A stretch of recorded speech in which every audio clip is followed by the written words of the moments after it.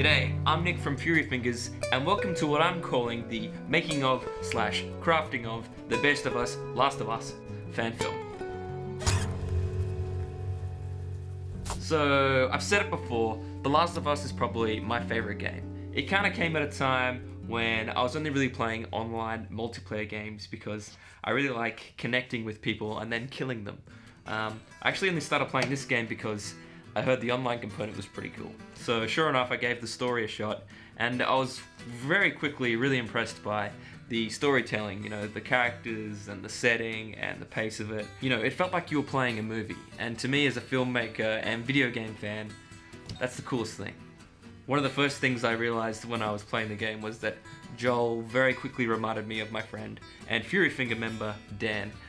So I knew pretty early on I wanted to make a film about the game and just do something kind of comical with the characters and have fun with the Joel and Ellie relationship and poke fun at some of the gaming mechanics. At Fury Fingers, when we make a video about a game, we like to honor and pay tribute to it, but just to make sure we're not taking ourselves too seriously, we do tease and mock it just a little bit, just a little pinch.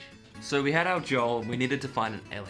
So I looked to a friend of ours, he goes by David number 1, who had helped us out in the past with locations, he'd taken steals on looters, he'd been a goon once or twice, and I asked him if he could put us in contact with the Ellie that he had cosplayed with at various conventions. And he was all too happy to help. So sure enough, I asked Georgia if she was interested, she gave us a very quick yes, and that was that. She already had the costume sorted, we did a few rehearsals with her, it all went really well, it was a done deal. David also offered all his props, his shirt, the bags were his, and given he was playing such a large role in the project, I asked him if he wanted to play one of the infected. David, you look like a Blue Man Group.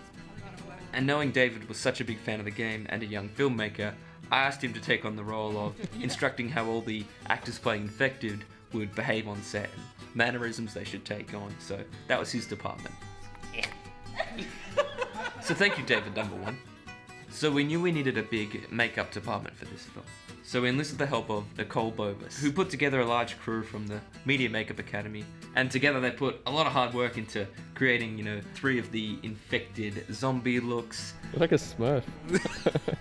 As well as dirtying and greasing up our lead characters, which for Dan meant changing him from a young, fair, blonde man into a greasy, dirty, brunette, old man. And you might have noticed, Georgia actually had the Ellie scar just on her brow, which was a very cool little detail. Does look like a yellow page. And tell us about Ellie. She's badass.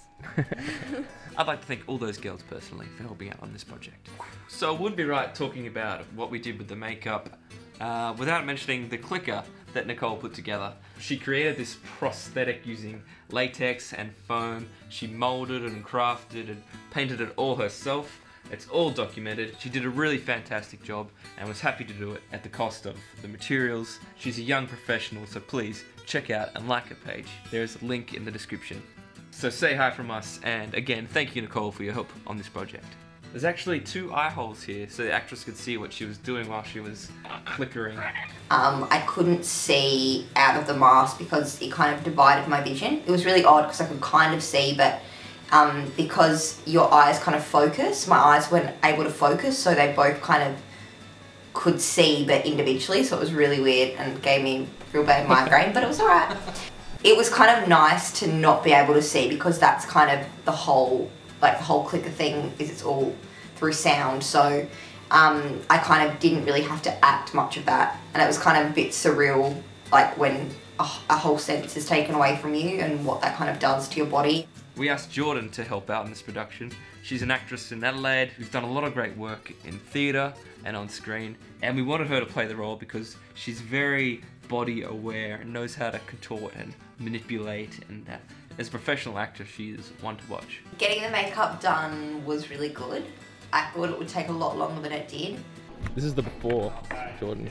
Yeah, I'm looking hot and girly. But the girls were really efficient and had kind of made it so as soon as I sat in the chair it was this go, go, go, go, go, bam. The whole makeup process was kind of about putting it on and then marking all my chest so it kind of fit my body.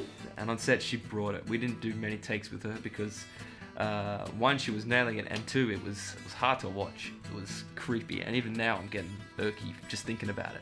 So I did quite a bit of research to find out what a clicker was, what it kind of, how it moves, what it sounds like, what kind of the different stages and what its kind of motives are, I guess.